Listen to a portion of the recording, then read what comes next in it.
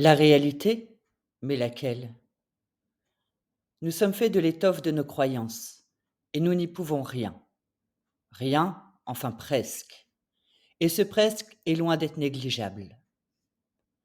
Une croyance, c'est une pensée qui est passée un jour dans notre tête à laquelle on s'est identifié. Et à force de s'y identifier, elle s'est incrustée à notre identité et nous est devenue une réalité. Et même si cette croyance nous est préjudiciable, nous nous y accrochons comme un chien à son nonos, et malheur à celui qui pourrait y toucher.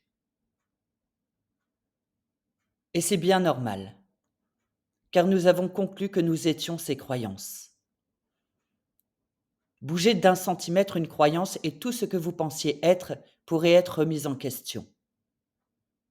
Il serait alors nécessaire de se réinventer, de déconstruire l'illusion qu'on s'est fait de soi-même. Bien sûr, la plupart de nos croyances sont utiles, même très utiles, car elles nous permettent de vivre de manière cohérente avec qui nous sommes et avec notre environnement.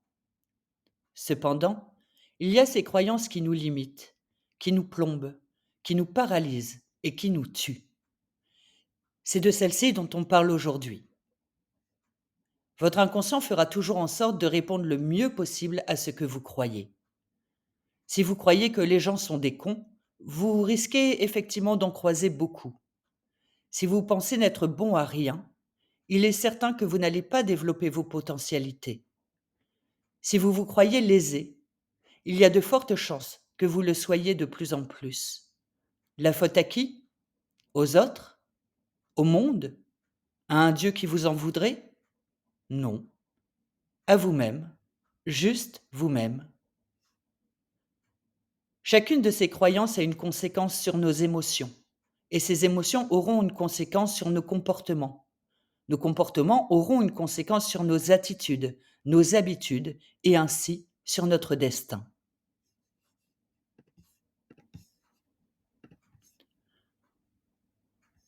Ces croyances sont nées de nos expériences passées, de ce qu'on a pu dire de nous à un instant T et de la conclusion sur nous-mêmes que nous en avons tirée pour la nourrir ad vitam aeternam. C'est l'exemple de cette femme qui, un jour dans son enfance, a fait preuve de fainéantise, un peu comme tous les enfants, et que son père, exaspéré, lui a dit qu'elle n'irait pas loin dans la vie.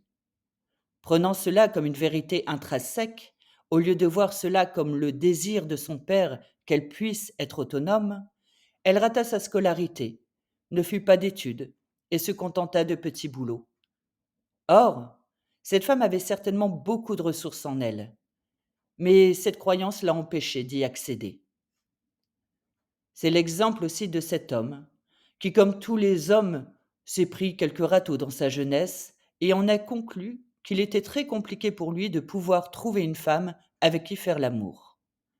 Et aujourd'hui, dès qu'une femme s'approche de lui de manière intéressée, il lui saute dessus de manière empressée pour avoir sa part de gâteau, ce qui fait fuir la femme.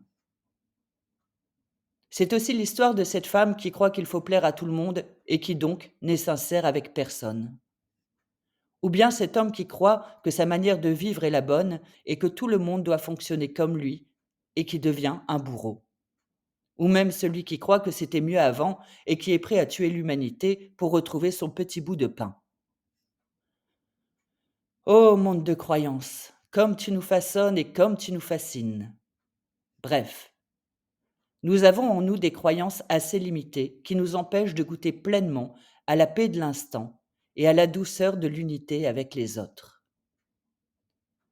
Nous ne sommes pas obligés de nous déterminer par notre passé, si cela ne nous convient plus. Et nous pouvons changer ces croyances dès maintenant. Rappelez-vous que c'est vos choix présents qui déterminent votre avenir et uniquement cela. Cependant, même si nous prenions un temps pour identifier ces croyances, nous nous apercevrions que les changer ne nous arrange pas trop, car on peut en tirer des sacrés bénéfices secondaires. Par exemple, si j'ai la croyance que je suis une incapable, maladroite, mon bénéfice est grand de laisser les autres faire les choses à ma place. Si j'ai la croyance que je ne vais pas guérir. Je laisse les autres s'occuper de moi. Si je pense que les autres sont là pour faire mon bonheur, je n'ai aucun effort à fournir pour me responsabiliser de cela. Si je pense que je suis nul, j'ai tout le loisir de me plaindre et d'attirer l'attention sur moi. Tous ces exemples montrent qu'effectivement, sur du court terme, ça marche. Mais que se passera-t-il quand au dernier jour de votre vie, vous vous retournerez pour faire le bilan? Cette vie vous aura-t-elle sincèrement comblé? La plupart des gens garderont leurs croyances limitantes, car il y a trop de bénéfices à court terme à en tirer. Cependant, d'autres auront envie de faire bouger ces lignes, d'aller explorer qui ils sont sans ces fantaisies de l'esprit. Katie Byron, thérapeute américaine, a fait un travail formidable qui permet en 4 questions d'interroger nos croyances limitantes. Je vous expose donc ici ces 4 questions. Si vous choisissez d'y répondre avec votre mental, cela ne fonctionnera pas. Si vous choisissez d'y répondre en conscience et le plus sincèrement possible, cela pourra peut-être vous aider. Première étape, identifier votre croyance limitante et l'écrire. Maintenant, posez-vous cette question. Est-ce que c'est vrai? Si non, attendez l'étape 3.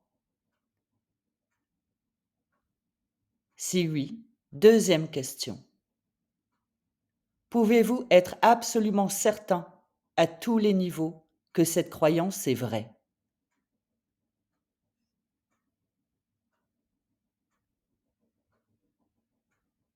Que ce soit oui ou non, peu importe, c'est ce que vous croyez. Question numéro 3. Comment est-ce que je me sens? Comment est-ce que je réagis quand je crois cette croyance? Quelles émotions, ressentis, impressions, énergies sont présentes à ce moment-là? Suis-je dans une extase totale ou est-ce que je ressens quelque chose d'inconfortable?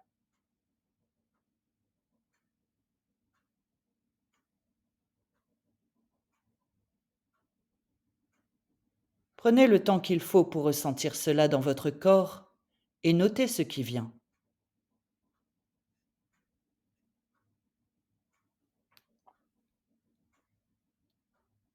Question numéro 4. Qui seriez-vous sans cette pensée, sans cette croyance?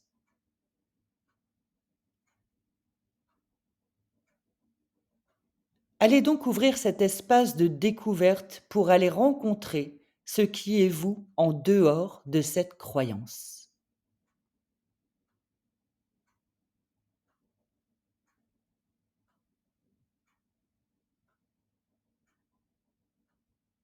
Et à partir de là, laissez-vous goûter à tout ce qui a besoin d'être goûté dans cet espace en vous que vous ouvrez.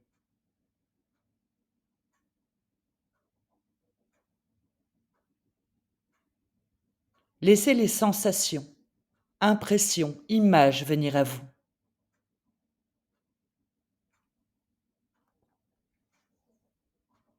Voilà, vous venez de vous agrandir. Si cela vous convient, libre à vous maintenant de garder cette nouvelle ligne. Si cela ne vous convient pas, sentez-vous libre de garder votre croyance. Je vous souhaite le meilleur et vous dis à bientôt. Aurel.